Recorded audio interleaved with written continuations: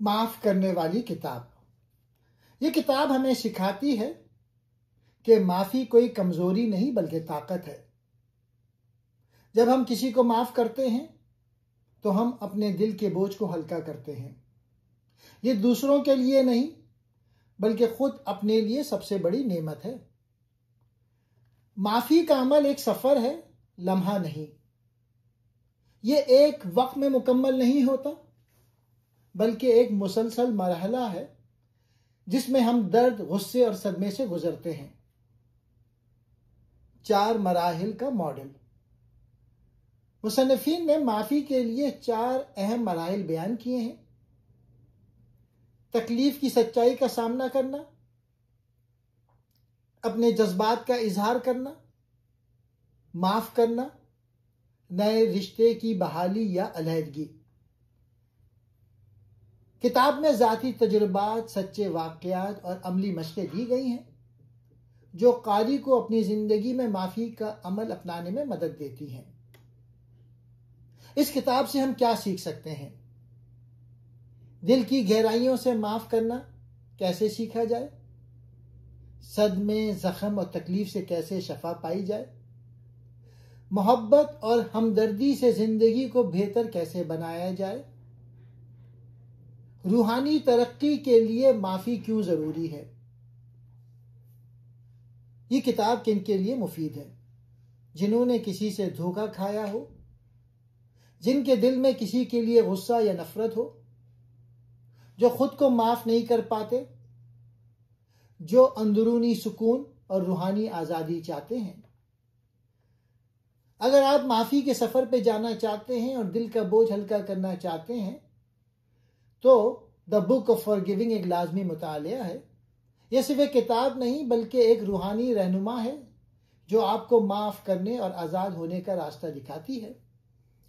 दुनिया समझती है कि माफ करना कमजोरी है, लेकिन सच ये है कि माफी सिर्फ वही दे सकता है जो अंदर से मजबूत हो। माफी कमजोरी नहीं बल्कि एक अजीम ताकत है जो दिल को आजाद करती है और रूह को सुकून देती है। जो शख्स बदला लेने की ताकत रखता हो और फिर भी माफ कर दे, वही असल में ताकतवर होता है। माफी देना सिर्फ दूसरों को नहीं, खुद को भी आजाद कर देना है। माफी का अमल एक सफर है, लम्हा नहीं। लोग समझते हैं कि माफी बस एक लम्हे में हो जाती है, लेकिन हकीकत यह है कि माफ करना एक सफर है। एक ऐसा सफर जो दिल के जख्मों से गुजरता है, सदमे, गुस्से, आंसू और खामोशी से होता है। आखिरकार हमें अंदरूनी सुकून तक ले जाता है। ये कोई बटन नहीं जो दबाएं, ये एक रास्ता है जो सब्र, हिम्मत और मोहब्बत से तय होता है।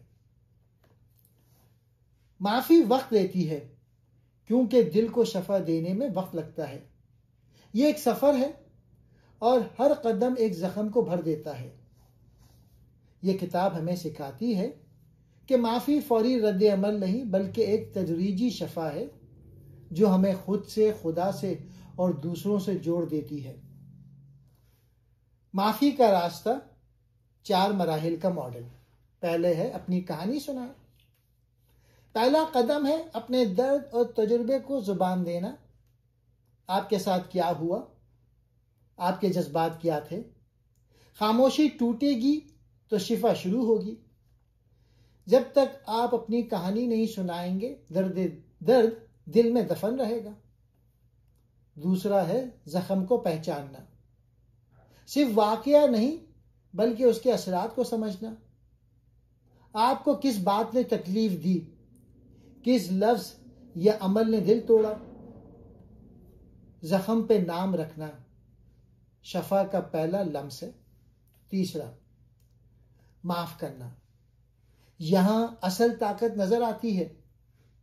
आप फैसला करते हैं कि आप इस जहर को नहीं पीने वाले। आप खुद को आजाद करते हैं और दूसरों को माफी देना दूसरों को नहीं, खुद को आजाद करना है। चौथा, रिश्ता बहाल करना या छोड़ देना। अब आप ये फैसला करते हैं क्या रिश्ता बहाल किया जाए या खामोशी से छोड़ दिया जाए बगैर नफरत के। हर माफ़ी के बाद दो रास्ते होते हैं, प्यार से रिश्ता जोड़ना या इज्जत से जुदा होना। ये 4 मराहिल सिर्फ माफ़ी नहीं सिखाते, ये दिल को सुकून, रूह को आज़ादी और ज़िंदगी को नई रोशनी देते हैं। किताब में मुसन्निफीन खास तौर पर डेसमंड टूटू अपनी ज़िंदगी के गहरे और तकलीफदेह तजुर्बात शेयर करते हैं। मिसाल के तौर पे जनूबी अफ्रीका में नस्ली इम्तियाज़ के दौरान लोगों पर जुल्म, ख़ानदानों की बर्बादी और नाकाबिले बयान दर्द, और फिर भी उन्होंने जालिमों को माफ़ करने का रास्ता चुना। जिन्होंने अपनों को धोखा दिया, जिन पर जुल्म हुआ, फिर भी उन्होंने माफ़ किया, क्योंकि नफरत दिल को खा जाती है। अमली मशक़ें। किताब में मुख्तलिफ मराक़बे लिखने की मशक़ें और सवालात शामिल किए गए हैं, जैसे माफ़ी का ख़त लिखना। एक ऐसा शख्स जिसने आपको तकलीफ़ दी हो, उसके लिए ख़त लिखें। आप चाहें तो भेजें या सिर्फ अपने दिल का बोझ हल्का करें। खामोशी में माफ़ी का तसव्वुर। आंखें बंद करें और तसव्वुर करें कि आप उस शख्स को माफ़ कर रहे हैं। इस मंजर में अपने दिल को हल्का महसूस करें। मुझे माफ़ करो कहना। सिर्फ दूसरों को माफ़ करना काफ़ी नहीं, कई बार हमें खुद से या अपने माजी से माफ़ी मांगनी होती है। कभी दूसरों को माफ़ करें और कभी खुद को, दोनों ज़रूरी हैं। ज़ाती कहानियाँ हमें रुलाती हैं और मशक़ें हमें शफ़ा देती हैं। ये किताब सिर्फ पढ़ने के लिए नहीं, खुद को बदलने के लिए लिखी गई है। कुरान पाक में माफ़ी को एक इंतहाई बुलंद और पसंदीदा खुल्क के तौर पर बयान किया गया है।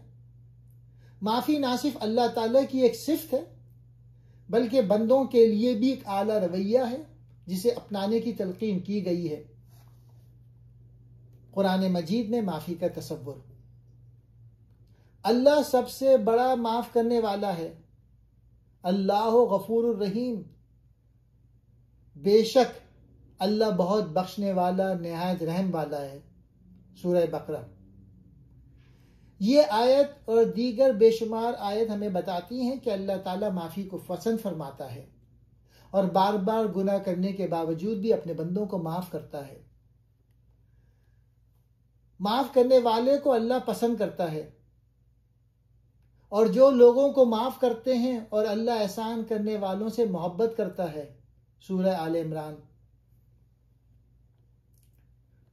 अगर तुम किसी को माफ़ करोगे तो ये अल्लाह के नज़दीक एहसान है, और एहसान करने वालों से अल्लाह मोहब्बत करता है। माफ़ी इंतकाम से बेहतर है। जो माफ़ करे और इस्लाह करे तो उसका अजर अल्लाह के ज़िम्मे है। सूरत शूरा। माफ़ी सिर्फ दुनिया में सुकून नहीं देती, बल्कि अल्लाह की तरफ से अजर का वादा है। अपने अजीज़ों को भी माफ़ करो और माफ़ कर दें, दरगुजर करें। क्या तुम पसंद नहीं करते कि अल्लाह तुम्हें माफ़ कर दे? सूरत नूर। यह आयत हज़रत अबू बकर रज़ी अल्लाह के बारे में नाजिल हुई जब उन्होंने एक रिश्तेदार की मदद बंद कर दी क्योंकि उसने तोहमत में हिस्सा लिया था। अल्लाह ने फरमाया, माफ़ करो जैसे तुम चाहते हो कि तुम्हें माफ़ किया जाए। बदी का जवाब भलाई से दो। बुराई को इस तरीके से दूर करो जो सबसे बेहतर हो। सूरह हामीम। कुरान हमें सिखाता है कि माफ़ी और भलाई दुश्मनों को दोस्ती में बदल सकती है। कुरान का पैगाम है, अल्लाह खुद माफ़ करता है और हमें भी माफ़ करने का हुक्म देता है। माफ़ी का सिला सिर्फ दुनिया में नहीं बल्कि आखिरत में भी अजीम अजर है। जो शख्स माफ़ करता है वह असल में मजबूत और बाशऊर होता है। माफ़ी, इस्लाह और भलाई, यही कुरान की तालीम है। जैसे तुम चाहते हो कि अल्लाह तुम्हें माफ़ करे, वैसे ही तुम भी दूसरों को माफ़ करो। हुजूर सल्लल्लाहु अलैहि वसल्लम का माफ़ी के बारे में पैगाम। माफ़ी इज्जत कम नहीं करती बल्कि बढ़ाती है। जो शख्स माफ करता है अल्लाह उसकी इज्जत में इजाफा फरमा देता है। लोग समझते हैं कि माफ करने से हम कमजोर लगेंगे, लेकिन नबी करीम सल्लल्लाहु अलैहि वसल्लम फरमाते हैं कि माफ करने वाले की इज्जत बढ़ती है। सबसे ताकतवर वो है जो गुस्से के वक्त माफ करे। ताकतवर वो नहीं जो कुश्ती में गालिब आए, बल्कि ताकतवर वो है जो गुस्से के वक्त अपने गुस्से पर काबू रखे। हकीकी ताकत दूसरों को दबा देने में नहीं, बल्कि गुस्से और इंतकाम को काबू में रखने में है। खुद नबी करीम सल्लल्लाहु अलैहि वसल्लम सबसे बड़े माफ करने वाले थे। फतह मक्के का वाकया, जब मक्का फतह हुआ और वो लोग जिन्होंने नबी करीम सल्लल्लाहु अलैहि वसल्लम और सहाबा पर जुल्म किया था, उनके सामने खड़े थे। आप सल्लल्लाहु अलैहि वसल्लम ने फरमाया, जाओ तुम सब आज़ाद हो, आज तुम पर कोई इल्ज़ाम नहीं। यही माफ़ी का आला तरीन दर्जा है। जिन लोगों ने जान का दुश्मन समझा, उन्हें भी ना सिर्फ माफ किया बल्कि इज्जत के साथ आज़ाद कर दिया। इंतकाम के बजाय माफ़ी का दर्स, अगर तुम रहम नहीं करोगे तो तुम पर भी रहम नहीं किया जाएगा। रसूलुल्लाह सल्लल्लाहु अलैहि वसल्लम ने हमेशा दूसरों के साथ रहम, दरगुजर और नरमी का सलूक किया, चाहे वो दुश्मन ही क्यों ना हो। रोज़े क़यामत माफ करने वालों के लिए इनाम। जिसने किसी मुसलमान की पर्दा पोशी की, अल्लाह क़यामत के दिन उसकी पर्दा पोशी फरमाएगा। माफी सिर्फ दुनिया में सुकून नहीं देती, बल्कि आखिरत में भी कामयाबी का जरिया है। नबी सल्लल्लाहु अलैहि वसल्लम ने फरमाया, सबसे आला इंसान वो है जो तकलीफ देने वाले को भी माफ कर दे। माफी का पैगाम, माफ करो ताकि तुम्हें भी माफी मिले, रहम करो तुम पर भी रहम किया जाए। दुश्मन को माफ करना असल फतह है। गुस्से को पी जाना ईमान की अलामत है। इज्जत माफी से मिलती है, इंतकाम से नहीं। बाइबल की नजर में माफी, जैसे खुदा तुम्हें माफ करता है वैसे तुम भी दूसरों को माफ करो। तुम एक दूसरों के साथ मेहरबानी, रहम दिल और माफ करने वाले बनो, जैसे खुदा ने तुम्हें मसीह में माफ किया। खुदा की माफी का तकाजा यह है कि हम भी दिल से दूसरों को माफ करें। यह ईमान का हिस्सा है। माफ करना लाजिम है, बार बार करना चाहिए। हजरत ईसा अलैहिस्सलाम ने फरमाया, अगर तेरा भाई 7 बार गुनाह करे और 7 बार तेरे पास आकर कहे कि मैं तौबा करता हूं, तो तुम उसे माफ करो। माफी का मतलब सिर्फ एक बार माफ करना नहीं, बल्कि जब भी मौका आए दिल से माफ करना। जो दूसरों को माफ नहीं करता वो खुद भी माफी से महरूम हो सकता है।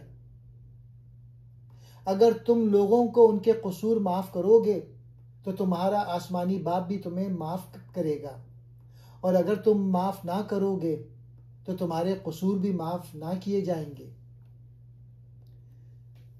खुदा की माफी उसी को मिलती है जो खुद भी दूसरों को माफ करने का ज़र्फ रखता है।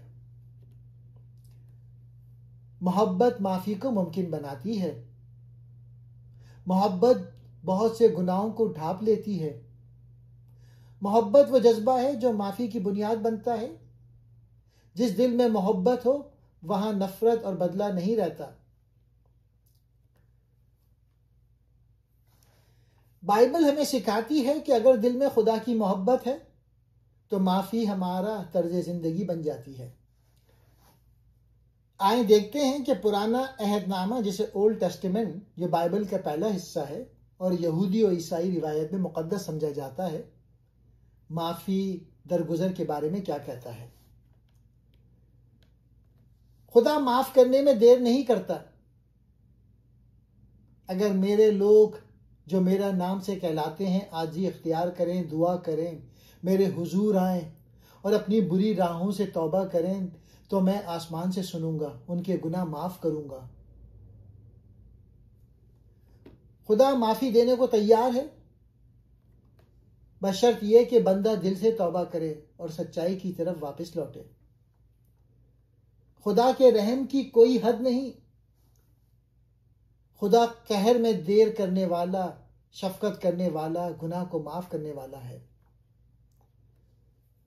खुदा सजा भी देता है, लेकिन उसकी माफी, रहम और मोहब्बत उसके कहर से कहीं बढ़कर है। खुदा गुनाह को मिटा देता है। मैं ही हूं जो तुम्हारे खताओं को अपने लिए मिटा देता हूं और तुम्हारे गुनाहों को याद नहीं रखता। अल्लाह ताला माफी देने के बाद गुनाह भूल जाता है। वो इंसान की तौबा को मुकम्मल कबूल करता है। गुनाह का इकरार माफी की कुंजी है। जो अपने गुनाह को छुपाता है कामयाब नहीं होगा, लेकिन जो इनका इकरार करता है और उनसे बाज आता है वो रहम पाएगा।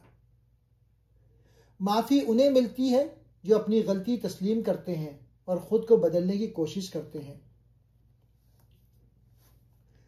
दूसरों को माफ करना भी लाजिम है। ओल्ड टेस्टिमेंट में भी दूसरों के साथ रहम और माफी को इखलाकी जिम्मेदारी के तौर पे पेश किया गया। अपने भाई से कीना ना रख, बल्कि उसको साफ साफ समझा दे ताकि तू गुनाह का मुर्तकिब ना हो। दिल में नफरत और कीना पालने के बजाय माफ करना और समझाना बेहतर है। पुराना अहदनामा यानी ओल्ड टेस्टामेंट हमें सिखाता है कि माफी, तौबा और दिल की सच्चाई खुदा के करीब ले जाती है। खुदा तुम्हारे गुनाहों को याद नहीं रखता। जो तौबा करे वो रहम पाता है। खुदा कहर में देर करने वाला और माफ करने वाला है। कीना ना रखो, भाई को माफ करो। ज़बूर में भी माफी के बारे में गहरे और खूबसूरत पैगामात मिलते हैं। ज़बूर में खुदा की रहमत, मग़फ़िरत और बंदों की दुआ की कबूलियत की बहुत तारीफ की गई है। मुझ पर रहम कर ए खुदा, क्योंकि मैं कमज़ोर हूँ। मेरी जान को छुड़ा, क्योंकि मैं तेरे कलाम से मोहब्बत करता हूँ। ज़बूर में बार बार खुदा की मेहरबानी और माफ़ी के लिए दुआ की गई है, जो बंदे की कमज़ोरी और निदामत को समझता है। गुनाहों की माफ़ी से दिल को सुकून मिलता है।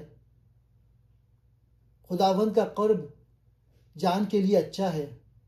वो हमें अपने राहों पे चलने की तालीम देता है। जब हम खुदा की माफ़ी हासिल करते हैं तो हमारा दिल सुकून पाता है और हम सही रास्ते पर चलने की हिम्मत पाते हैं। खुदा हमारी गलतियों को माफ़ करता है। अगर हम अपने गुनाहों का इकरार करें तो वो वफादार और मुनसिफ है कि हमारे गुनाहों को माफ़ करे और हमें हर बदी से पाक करे। ज़बूर में गुनाहों का इकरार और माफ़ी तलब करना एक अहम इबादत समझा गया है। खुदा माफ़ी देकर हमें नई जिंदगी देता है। तू हमारे गुनाहों को दूर कर देता है और मेरी हर बेराह रवि को माफ़ कर देता है। खुदा की माफ़ी से इंसान को नई रूहानी ज़िंदगी मिलती है और वो अपने माजी की गलतियों से आज़ाद हो जाता है। माफ़ी की दुआ और खुदा की रहमत। ऐ खुदा, मुझे अपनी रहमत से ना छुप, तू मेहरबान है। अपनी शफ़क़त के मुताबिक मुझ पर रहम कर। ज़बूर में खुदा की रहमत और माफ़ी के लिए बार बार इल्तिजा की जाती है, जो बंदे की नदामत और तौबा की अलामत है। ज़बूर हमें सिखाता है कि खुदा की माफ़ी से दिल को सुकून, ज़िंदगी को रोशनी और रूह को आज़ादी मिलती है। भगवद गीता, जो हिंदू धर्म की एक मुक़द्दस किताब है, इसमें माफ़ी को एक आला इखलाकी वस्फ़ और रूहानी अमल के तौर पे बयान किया गया है। भगवद गीता में माफ़ी को दिल की सफाई, ज़हनी सुकून और कर्म के चर्च पर काबू पाने का ज़रिया समझा जाता है। माफी आला रूहानी खुसूसियत है। भगवत गीता में कहा गया है कि जो इंसान दिल से माफ कर देता है वह अपने अंदर की फजीलत और अजमत को पहचानता है। माफी का मतलब है खुद को नफरत, गुस्से और इंतकाम की जंजीरों से आजाद करना। सबर और माफी एक जैसी खूबी है। सबर, माफी, सदाकत, कर्म और वफादारी ये वो सिफात हैं जो देवताओं की पहचान है। ये सिफतें इंसान को इखलाकी बुलंदी पर ले जाती हैं और खुदा के करीब करती हैं। गुस्सा और नफरत से बचने का जरिया। भगवत गीता में बताया गया है कि गुस्सा इंसान को तबाही की तरफ ले जाता है और माफी वो जहरीला जज्बा निकाल देती है जो दिल को खराब करता है। जो शख्स गुस्से को मारता है और अपने अंदर माफी और मोहब्बत को प्रवान चढ़ाता है वो सच में दाना है। माफी से दिल को पाकीज़गी और जहन को सुकून मिलता है। भगवत गीता के मुताबिक जो माफ कर देता है उसका दिल साफ और जहन पुरसुकून होता है, जो रूहानी तरक्की का बाइस बनता है। माफी रूहानी खुद मुख्तारी का मजहर है। माफी का मतलब है कि हम दूसरों की गलतियों को अपने ऊपर असरअंदाज ना होने दें। यह ताकत का इजहार है, ना कि कमजोरी।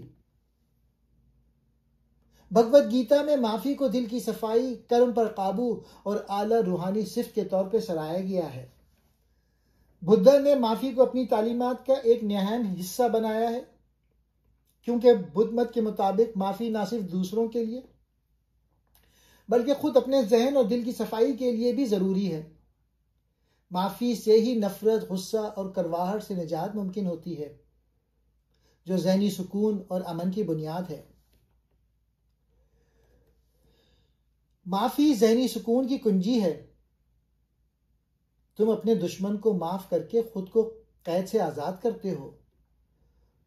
दूसरों को माफ करना दरअसल अपने जहन से नफरत और गुस्से को निकालना है, ताकि हम अंदरूनी अमन पा सकें। नफरत और गुस्सा खुद को नुकसान पहुंचाते हैं। नफरत से कभी नफरत का खात्मा नहीं होता, सिर्फ माफी से नफरत का खात्मा मुमकिन है। अगर हम नफरत का जवाब नफरत से देंगे तो नफरत ही बढ़ेगी। माफी ही नफरत को खत्म करने का वाहिद रास्ता है। माफी ताकत की अलामत है। कोई शख्स जब अपने दिल से गुस्सा और नफरत निकाल देता है वो हकीकी तौर पे ताकतवर है। माफी कमजोरी नहीं बल्कि एक बहुत बड़ी ताकत और हिम्मत की निशानी है। माफी से दिल में मोहब्बत और हमदर्दी आती है। जब तुम दूसरों को माफ करते हो तो तुम अपने दिल को मोहब्बत और हमदर्दी से भर देते हो। बदला और इंतकाम को छोड़ दो। जो शख्स बदला की तमन्ना रखता है वो हमेशा अपनी जंजीरों का कैदी रहता है।